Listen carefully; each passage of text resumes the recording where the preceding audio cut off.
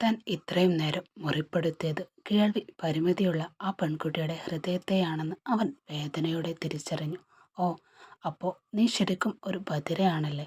അത് കേട്ടതും അവളുടെ കണ്ണുകൾ നിറഞ്ഞു തുളുമ്പി. അവൻ അവളുടെ കണ്ണുകളിലേക്ക് നോക്കി നിന്നുപോയി. ഹേ മിസ്റ്റർ, സംസാരത്തിൽ അല്പം മാന്യത കാണിക്കണം, അവൾ ദേഷ്യം അവനോടായി പറഞ്ഞു. എൻ്റെ കൈവിടണം മിസ്റ്റർ, അവൾ അവൻ്റെ കണ്ണുകളിലേക്ക് നോക്കിക്കൊണ്ട് പറഞ്ഞു. വിടാടി കാന്താരി ഭദ്രെ, അവൻ പതിയെ അവളോടായി പറഞ്ഞു. അവൾ അവൻ്റെ മുഖത്തേക്ക് നോക്കിക്കൊണ്ട് പറഞ്ഞു. എൻ്റെ പേര് ഭദ്രയല്ല, മാളവിക എന്നാണ്. ഞാൻ പറഞ്ഞതെങ്ങനെ അവൾ കേട്ടു എന്ന് ആശ്ചര്യപ്പെട്ടുകൊണ്ട് അവൻ അവളുടെ മുഖത്തേക്ക് നോക്കി. അവൻ അവളുടെ ഹിയർ എയ്ഡ്സ് കയ്യിലെടുത്തു കൊടുത്തു. അത് വാങ്ങുമ്പോൾ മാളവികയുടെ വിരലുകൾ അറിയാതെ അവൻ്റെ കൈകളിൽ തട്ടി. ഒരു നിമിഷം ഇരുവരും നിശബ്ദരായി നോക്കി നിന്നുപോയി. പെട്ടെന്നാണ് അവൻ സ്വബോധത്തിലേക്ക് വന്നത്. നിന്റെ പേര് എന്തുമാവട്ടെ, പക്ഷെ നിന്റെ ഈ നാവുണ്ടല്ലോ, അത് കുറച്ച് അധികമാണ്. അഗ്നി തൻ്റെ ഗാംഭീര്യമുള്ള ശബ്ദത്തിൽ അവളോടായി പറഞ്ഞു. അവൻ്റെ കണ്ണുകളിലെ ദേഷ്യം അപ്പോഴും ആളിക്കത്തുന്നുണ്ടായിരുന്നു. അതേസമയമാണ് അഗ്നിയുടെ വിവേക് അവൻ്റെ അടുത്തേക്ക് വരുന്നതും. സാർ, ഇന്നത്തെ മീറ്റിംഗ് ക്യാൻസലായി. ഞാൻ കുറേ തവണ സാറെ വിളിച്ചിരുന്നു, പക്ഷെ നിങ്ങൾ ഫോൺ എടുത്തില്ല. അതാണ് ഈ വഴിയിലൂടെ വന്നത്. അപ്പോഴാണ് സാർ ഈ പെൺകുട്ടിയുമായി സംസാരിക്കുന്നത് ഞാൻ കണ്ടത്. എന്തു പറ്റി സാർ? എന്താണ് പ്രശ്നം? അവൻ്റെ വാക്കുകൾ കേട്ടതും അഗ്നി അവനെ രൂക്ഷമായി ഒന്ന് നോക്കി. അവൾ തൻ്റെ ഹിയറിംഗ് എയ്ഡ്സ് ചെവിയിൽ തിരികെ വെച്ച് അവനെ രൂക്ഷമായി ഒന്ന് നോക്കി. ബുദ്ധിയുള്ളവർക്ക് മാത്രമേ മാന്യമായി സംസാരിക്കാൻ അറിയൂ. തനിക്ക് അതില്ലാത്തത് കൊണ്ട് ഞാൻ ക്ഷമിച്ചിരിക്കുന്നു എന്ന് പറഞ്ഞവൾ അവിടെ നിന്നും നിലത്ത് വീണ തൻ്റെ ബാഗുമെടുത്ത് തോളിലിട്ടുകൊണ്ട് അവൾ നടന്നു നീങ്ങി. സാർ, വിവേക് അവനെ വിളിച്ചതും അവൻ തിരിഞ്ഞു നിന്നു. എത്രയോ കാലത്തെ മോഹമായിരുന്നു AR ഗ്രൂപ്പുമായി ഒരു ഡീൽ. അതാണ് ഇവൾ കാരണം ഇന്ന് ഇല്ലാതെയായത്. ഒരുപാട് കോടിയുടെ മുതൽ മുടക്കി ഈ പ്രോജക്റ്റ് ചെയ്യാൻ ഞാൻ ഉദ്ദേശിച്ചതുമാണ്. ഞാൻ അതിൻ്റെ ഇടയിലാണ് ഇവൾ കണ്ടത്. ദേഷ്യം അത് അവൾ കാരണമില്ലാതെയായി വിടില്ല. ഞാൻ തൻ്റെ മീറ്റിംഗ് ലയിച്ചതിൻ്റെയും എല്ലാവരുടെയും മുന്നിൽ വച്ച് തന്നെ മുരടൻ എന്ന് വിളിച്ചതിൻ്റെയും കലിപ്പായിരുന്നു അവനിൽ അപ്പോഴും. വിവേക്, ആ പെണ്ണിനെക്കുറിച്ചുള്ള എല്ലാ വിവരങ്ങളും എനിക്ക് ഇപ്പോൾ തന്നെ വേണം.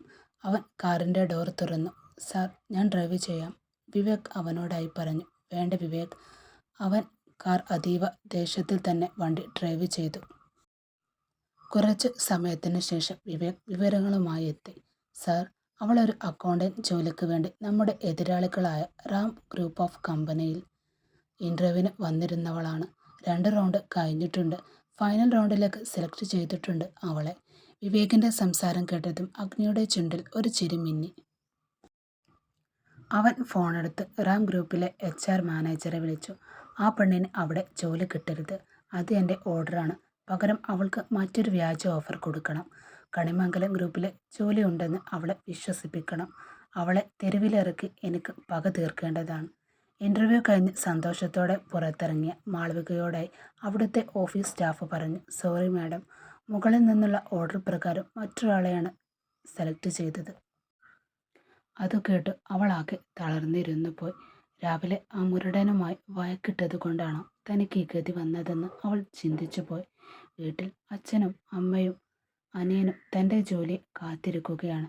എന്ത് ചെയ്യണമെന്നറിയാതെ നിൽക്കുമ്പോഴാണ് അവളുടെ ഫോണിലേക്ക് പുതിയൊരു നോട്ടിഫിക്കേഷൻ വന്നത്. തൻ്റെ ജീവിതം ഒരു വലിയ കെണിയിലേക്കാണ് നീങ്ങുന്നതെന്ന് പാവം മാളവിക അറിഞ്ഞില്ല. പെട്ടെന്നാണ് അവളുടെ ഫോണിലേക്ക് ചേച്ചി അഞ്ജലിയുടെ ഫോൺ വന്നത്. ഇതുവരെ ഞാൻ ഇനി എന്തു ചെയ്യും എന്ന് ആലോചിച്ചിരുന്ന മാളവികയുടെ മനസ്സിൽ താൻ അച്ഛന് കൊടുത്ത വാക്കും എല്ലാം അവളുടെ മനസ്സിലൂടെ ഒരു മിന്നൽ പിളർപ്പായി കടന്നുപോയി. ഒരു വട്ടം റിങ് ചെയ്തിട്ടും മാളവിക എടുക്കുന്നില്ല എന്ന് കണ്ടതും ഈ നാശം പിടിച്ചവൾ എന്ത് ചെയ്യുകയാ എന്ന് സ്വയം മനസ്സിൽ വിചാരിച്ച് മുഖത്ത് നിറയെ അവളെക്കുറിച്ച് പുച്ഛമാണ് അഞ്ജലിയുടെ മുഖത്ത്. വീണ്ടും തൻ്റെ കയ്യിൽ കിടന്ന് ബെല്ലടിക്കുന്ന ഫോണിലേക്ക് ഒന്ന് നോക്കി നെടുവീർപ്പിട്ടുകൊണ്ട് അവൾ ഫോൺ എടുത്തു. ഹലോ ചേച്ചി, എനിക്കിവിടെ ഇൻ്റർവ്യൂ 2 റൗണ്ട് കഴിഞ്ഞിരുന്നു ചേച്ചി, അവൾ വിതുമ്പിക്കൊണ്ട് അവളോടായി പറഞ്ഞു. പക്ഷേ എൻ്റെ നിർഭാഗ്യമായിരിക്കാം, അവർ വേറെ ആരോ സെലക്ട് ചെയ്ത ചേച്ചി, അവൾ സങ്കടം സഹിക്കാനാവാതെ പറഞ്ഞുപോയി. സാരമില്ല മാളു, ഇന്ന് വേറെ തന്നെ ഒരു കമ്പനിയിൽ നിനക്ക് പറ്റിയ ഇൻ്റർവ്യൂ ഉണ്ട്. ഞാൻ നിനക്ക് ലൊക്കേഷൻ അയച്ചു തന്നിട്ടുണ്ട്. നീ ഫോണിൽ GPS ഉപയോഗിച്ച് പെട്ടെന്ന് അവിടേക്ക് ഇറങ്ങും മോളെ. ശരി ചേച്ചി. അവൾ തൻ്റെ പേഴ്സ് തുറന്നു നോക്കി. ആകെ 100 രൂപയുള്ളൂ. രാവിലെ 9:30 വന്നതാണ്. ഇവിടുന്ന് ഇറങ്ങിയിട്ട് വേണം എന്തെങ്കിലും കുടിക്കാനെന്ന് വിചാരിച്ചതാണവൾ. പക്ഷേ ഇപ്പോൾ അതിനും സാധിക്കാത്ത അവസ്ഥയാണ്. നല്ല ദാഹമുണ്ട് താനും.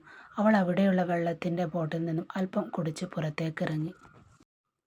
പെട്ടെന്ന് റോഡിൻ്റെ ഒരു സൈഡിൽ ഒതുക്കിയിരുന്ന ഓട്ടോയിൽ കയറി അവൾ തൻ്റെ കയ്യിലിരുന്ന GPS ഓണാക്കി. "എവിടേക്കാ പോകേണ്ടത് മോളെ?" ഓട്ടോ ഡ്രൈവർ അവളോടായി ചോദിച്ചു. "എനിക്ക് പോകേണ്ടത് ദേവമംഗലം എന്ന കമ്പനിയിലേക്കാണ് ചേട്ടാ." "അതിനാണോ മോളെ ഫോൺ നോക്കുന്നത്? ഞാൻ കൊണ്ടാക്കിത്തരാം." ഒരു 15 മിനിറ്റ് കഴിഞ്ഞതും ഒരു പടുകൂറ്റൻ നിലയിലുള്ള ഒരു ബിൽഡിങ്ങിൻ്റെ മുന്നിൽ ഓട്ടോറിക്ഷ വന്ന് നിർത്തി. ദേവമംഗലം എന്നെഴുതിയ ഓഫീസിൻ്റെ മുന്നിൽ അവൾ അതൊന്ന് നോക്കി നിന്നു. ശേഷം ഓട്ടോക്കാരന് ക്യാഷ് കൊടുത്തു. പിന്നീട് അവൾ റിസപ്ഷനിൽ പോയി ചോദിച്ചു, "എവിടെയാണ് ഇന്ന് ഇൻ്റർവ്യൂ ഉള്ളത് എന്ന്?" അവർ പറഞ്ഞു, "5-ാം നിലയിലാണ്. ലിഫ്റ്റ് കേടാന്ന് താങ്കൾ സ്റ്റെപ്പ് കയറി പൊയ്ക്കോളൂ എന്നും അവർ അവളോടായി പറഞ്ഞു." ഓടിക്കിതച്ചുകൊണ്ട് അവൾ 5-ാം നിലയിലേക്കെത്തി. അവിടെയുണ്ടായിരുന്ന ഒരു പെൺകുട്ടി പറഞ്ഞു, "ഇവിടെ ജോലി കിട്ടാൻ തന്നെ വളരെ പ്രയാസമാണ് മോളെ. കിട്ടിയാൽ തന്നെ ഒരുപാട് ആനുകൂല്യങ്ങളുമുണ്ട്. മോള് ഏത് ഇൻ്റർവ്യൂവിനാണ് ഇവിടെ വന്നത്?" "അറിയില്ല ചേച്ചി, ഇവിടെ ഇൻ്റർവ്യൂ ഉണ്ട് എന്ന് പറഞ്ഞു എൻ്റെ ചേച്ചി." പെട്ടെന്ന് തന്നെ അവിടെയുള്ള മാനേജർ അവളുടെ പേര് വിളിച്ചു. അവൾ മാനേജറുടെ മുന്നിലേക്ക് ചെന്ന് ഇരുന്നു. തൻ്റെ കുറവുകൾ കാരണം തനിക്ക് ജോലി നഷ്ടമാകുമോ എന്ന പേടി അവളിൽ എപ്പോഴും ഉണ്ടായിരുന്നു. അതുകൊണ്ട് തന്നെ അവളുടെ ഫയലുകൾ എല്ലാം ചെക്ക് ചെയ്ത് അവളെ ഒന്ന് നോക്കി. "നിനക്ക് ഇത്രയും ക്വാളിഫിക്കേഷനുള്ളൂ, എന്നിട്ടും നിന്നെ എങ്ങനെ പേഴ്സണൽ അസിസ്റ്റൻ്റായി തിരഞ്ഞെടുത്തു എന്ന് എനിക്ക് മനസ്സിലാകുന്നില്ല." അത് കേട്ടതും അവളൊന്ന് അന്തം വിട്ടു. "സാർ, എനിക്ക് കേൾവിശക്തിക്ക് ചെറിയൊരു പ്രശ്നമുണ്ട്. അതിനായിട്ട് ഞാൻ ഹെയർ എയ്ഡ്സ് ധരിക്കാറുമുണ്ട്. നിങ്ങൾ പറയുന്ന എന്ത് ജോലിയും ചെയ്യാൻ ഞാൻ തയ്യാറാണ്." അവൾ വിനയത്തോടെ മാനേജറോട് പറഞ്ഞു. പേഴ്സണൽ അസിസ്റ്റൻ്റായി ജോലി ചെയ്യുമ്പോൾ കേൾവിക്കുറവ് ഒരു പ്രശ്നമാണ് എന്ന് പറഞ്ഞിട്ടും അയാൾ അതൊന്നും കേൾക്കാതെ അവളെ തന്നെ അതിന് നിയോഗിച്ചു. എന്നിട്ട് അവളുടെ മുഖത്തേക്ക് നോക്കിക്കൊണ്ട് പറഞ്ഞു, "നിന്റെ ശമ്പളം 50,000 ആണ്. നിന്നെ പേഴ്സണൽ അസിസ്റ്റൻ്റായി നിയമിക്കാൻ തന്നെ തീരുമാനിച്ചിട്ടുമുണ്ട്." അത് കേട്ടതും അവൾ സന്തോഷം കൊണ്ട് കണ്ണുകൾ നിറഞ്ഞു. പക്ഷെ അതിൻ്റെ പിന്നിലുള്ള ചതി അവൾ അപ്പോഴും മനസ്സിലാക്കിയിരുന്നില്ല. പിന്നീട് മാളവികയുടെ മുന്നിലേക്ക് അയാൾ ഒരു ഫയൽ നീട്ടി. "ഇതിനൊന്ന് നീ സൈൻ ചെയ്യുക," അയാൾ അവളോടായി പറഞ്ഞു. സൈൻ ചെയ്യാൻ വേണ്ടി അവൾ എണീറ്റതും മനഃപൂർവ്വം അയാൾ അവളുടെ ഹിയറിംഗ് എയ്ഡ്സ് കൈകൊണ്ട് തട്ടി മാറ്റി. "സോറി, ഞാൻ അറിയാതെ തട്ടിയതാണ്." അതും പറഞ്ഞ് താഴെ വീണ് കിടക്കുന്ന ഹിയറിംഗ് എയ്ഡ്സ് അയാളുടെ കാലിലെ ഷൂകൾ കൊണ്ട് ഞെരിച്ച് അമർത്തിയത് പൊട്ടിച്ചു പോയി അയാൾ. അത് കണ്ടതും അവൾ അയാളെ ഒന്ന് നോക്കി. "ഞാൻ എണീക്കാൻ നിന്നതാണ്. അതിൻ്റെ ഇടയിൽ കാലിലേത് വന്നു പെട്ടതാണ്. സോറി ട്ടോ, ഞാൻ വേറെ വാങ്ങിത്തരാം." അയാൾ ഒന്ന് അഭിനയിച്ചുകൊണ്ട് അവളോടായി പറഞ്ഞു. അവൾക്ക് പുതിയ മെഷീൻ വാങ്ങാനും 30,000 രൂപ അവളുടെ കയ്യിലേക്ക് അയാൾ വെച്ചു കൊടുത്തു. മാനേജറുടെ ആ വാക്കുകൾ കേട്ടതും മാളവികയുടെ ഉള്ളിൽ പിടഞ്ഞുപോയി. അയാൾ കയ്യിൽ തന്ന 30,000 രൂപ. ആ തുക കണ്ടപ്പോൾ അവളുടെ ഉള്ളിൽ ആദ്യം തെളിഞ്ഞത് അച്ഛൻ്റെ മുഖമായിരുന്നു. കഷ്ടപ്പാടുകൾക്കിടയിൽ തങ്ങളെ വളർത്താൻ അദ്ദേഹം പണിപ്പെട്ടും താൻ ഒരു ജോലി കിട്ടി അച്ഛനെ സഹായിക്കുമെന്ന് വാക്കുകൊടുത്തതും മാളവികയുടെ ഓർമ്മയിൽ മിന്നിമറിഞ്ഞു. സാധാരണ എല്ലാവർക്കും ഇത്രയും വലിയ ശമ്പളം ലഭിക്കുന്നത് സന്തോഷ വാർത്തയാണെങ്കിലും പക്ഷെ മാളവികയുടെ കണ്ണുകൾ നിറഞ്ഞൊഴുകുകയായിരുന്നു. അവൾ പതുക്കെ തൻ്റെ ബാഗ് തുറന്നു. ഉള്ളിലിരിക്കുന്ന 500-ൻ്റെ നോട്ടിലേക്ക് അവളൊന്ന് നോക്കി. തൻ്റെ ആകെ സമ്പാദ്യമായിരുന്ന ആ 100 നോട്ടിന് പകരം ഇപ്പോൾ അവളുടെ കയ്യിൽ 60 500-ൻ്റെ നോട്ടുകൾ. അവളുടെ കണ്ണുനീർ കുതിർന്നു. ആ വേദനക്കിടയിലും അവളുടെ ചുണ്ടിൽ ഒരു പുഞ്ചിരി വിരിഞ്ഞു. തൻ്റെ ദാരിദ്ര്യം മാറാൻ പോകുന്നുവെന്ന പ്രതീക്ഷയുടെ പുഞ്ചിരി. പക്ഷേ ആ കണ്ണുനീർ അവൾ അപ്പോൾ തന്നെ തുടച്ചു കളഞ്ഞു. എന്നാൽ അവൾ അറിഞ്ഞില്ല അവൾ ഒപ്പിട്ടത് അവളുടെ ഇനിയുള്ള ദിവസങ്ങളെ കൂടുതൽ നരകമാക്കാനാണെന്ന്. എന്നാൽ മാളവിക പോകുന്നതെല്ലാം തൻ്റെ മുന്നിലുള്ള സിസ്റ്റത്തിൽ നിന്ന് കാണുകയാണ് അഗ്നി. അവനിലൊരു പുഞ്ചിരി വിരിഞ്ഞു. പെട്ടെന്നാണ് അവൻ്റെ മാനേജർ ഡോർ തട്ടിയത്. "Sir, coming Raghav." പെട്ടെന്ന് തന്നെ തൻ്റെ മാനേജർ മാളവിക സൈൻ ചെയ്ത ഫയൽ അവൻ്റെ മുന്നിലേക്ക് കൊണ്ടുവന്നു വെച്ചിട്ട് രാഘവ് പോയി. "Welcome to Malavika. ഇനി നീ അറിയും ഈ അഗ്നി ആരാണെന്ന്." തൻ്റെ മുന്നിലുള്ള റുബിക്സ് ക്യൂബ് 5 മിനിറ്റിൽ റെഡിയാക്കിക്കൊണ്ട് അവൻ പറഞ്ഞു.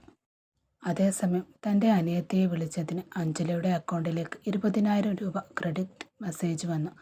"ആ പൊട്ടിക്കെന്തിനാണ് സർ ഇത്രയും വലിയ ജോലി ഓഫർ ചെയ്തത്? നിനക്ക് എത്ര ആലോചിച്ചിട്ടും മനസ്സിലാകുന്നില്ല വിവേക്. നീ അത് വിട്. എൻ്റെ അഞ്ജു, നമുക്ക് ക്യാഷ് കിട്ടിയില്ല, ഇനിയെന്താ? അതും പറഞ്ഞുകൊണ്ട് അവൾ അവൻ്റെ നെഞ്ചിലേക്ക് ചാഞ്ഞിരുന്നു. തൻ്റെ അനിയത്തിയെ മനഃപൂർവ്വം ഒരു കുരുക്കിലേക്ക് ആണ് വിട്ടതെന്ന് അവൾക്ക് യാതൊരു കുറ്റബോധവും അപ്പോൾ തോന്നിയില്ല.